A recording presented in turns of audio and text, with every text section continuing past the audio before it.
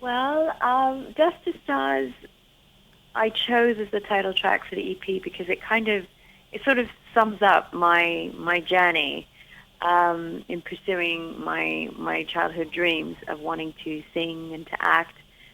And I use the metaphor of dust because it's something that's very organic and very raw, and it's starting from literally the ground up. You start from nothing, and I use the metaphor dust. And the stars is another analogy that, reaching for the stars, it's starting from nothing and going to something. So that's where Dust to Stars came to play. And then choosing that song to name the EP, I just thought was really befitting of where I'm at in my life. And looking back to where it all started, this EP is very much a celebration about my love for music and why I wanted to get into music in the first place. So I very much tapped back to my childhood days of when, that seed was first planted in my head of wanting to make something of myself in music. And what age were you when you wanted to go into music? I was 4 years old. I got bitten really hard early on, and that's very much down to my parents. Even though I come from a very, morally correct, family, I've got my Asian and South Asian roots, and I've got a very mixed background heritage-wise. But my parents, saying that, were very open-minded and had a strong love for all things music and drama and dance. And when I was a little girl, they would take me, because I grew up part of my time in Toronto, and then I grew up in London. But when I was in Toronto, my parents, they would take me to different venues on the weekends to see some of their legends, their favorite pop stars sing.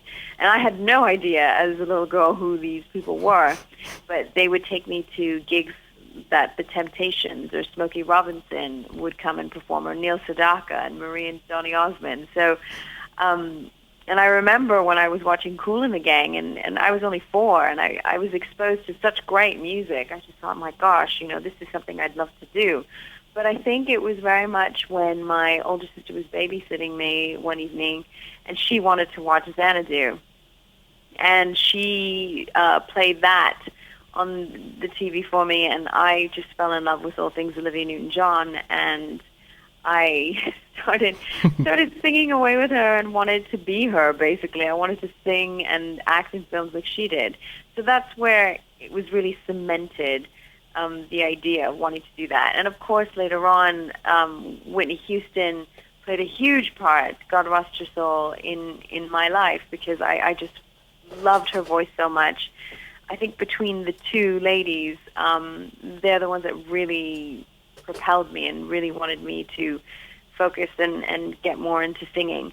And very much so, my parents, having no connections in the music industry or entertainment industry, they said, you're going to have to work really hard to make those goals come true. And I did my singing lessons. I trained initially in classical music, Wow. And I was in choirs and did classical and opera and studied, properly, which I'm really grateful for.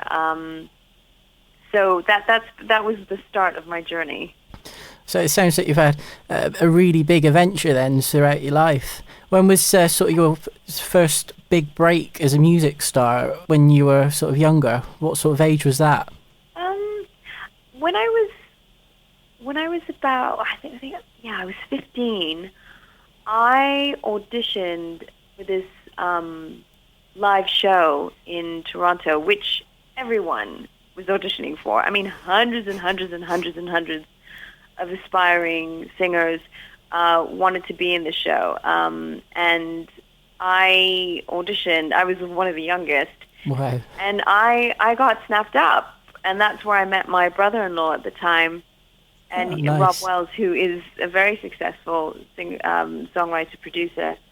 And that's where I have to say things started to turn in another direction, primarily because, A, I got into the show, and at the same time, I started working with Rob, and we started collaborating and writing songs together.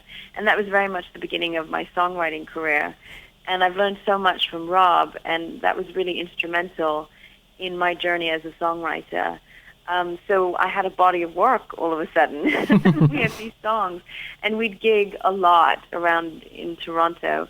And it was then that I got a scholarship to go study for a few terms at Berklee College of Music in Boston. So I went to Boston for a short while, and after that I decided to come to London. I got a scholarship to go study at drama college, and I thought, you know what, I could kill two birds with one stone, and I could come to London and study drama, because it's the best place in the world to study theatre and to study acting. And at the same time, it's got such a great music scene that I could do both. So I took the plane, not knowing what was going to happen, and I flew in and started. That's where my journey in London started. And that's and where I you was sort of... only, I was about 18. So I had these big dreams in my luggage, so to speak, and ready to, you know, tackle England and see what it would bring. And it certainly has been so good to me, England. And this brought you so many sort of different things, like Waterloo Road and things ensued after that. You know, my journey very much, you know, I say that I was born in the Himalayas, grew up in Toronto, but developed the person that I am. When I was in London, I still am in London. I divide my time between London and LA. So I'm very grateful to London, because a lot's happened whilst I've been here.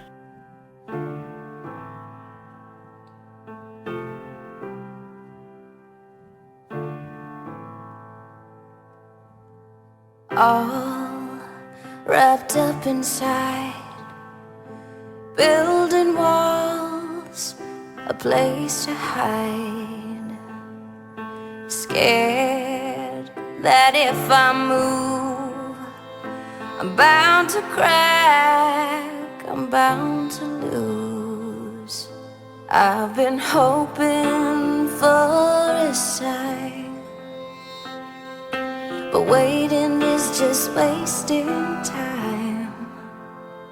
If I reach out into the darkness, maybe I'll find the light. I'll keep on making mistakes, then one day I'll get it right. We can go so far, from dust to stars. I'm not afraid. When I'm with you, I trust in fate. So when I fall below the line, it's just a part of the grand design. I might stumble, trip or break, but I'll bend every line till it's straight. If I reach out into the darkness, maybe I'll find the light. I'll keep on making mistakes, that one day I'll get it right. We can go so far, from dust to stars. We're all collide, and we don't even notice. Every life connecting the dots, 'cause we can't see the picture. No, we can't see the picture from here. If I reach out into the darkness, maybe I'll find the light. I'll keep on making mistakes, that one day I'll get it right. We can go so far, from dust to stars.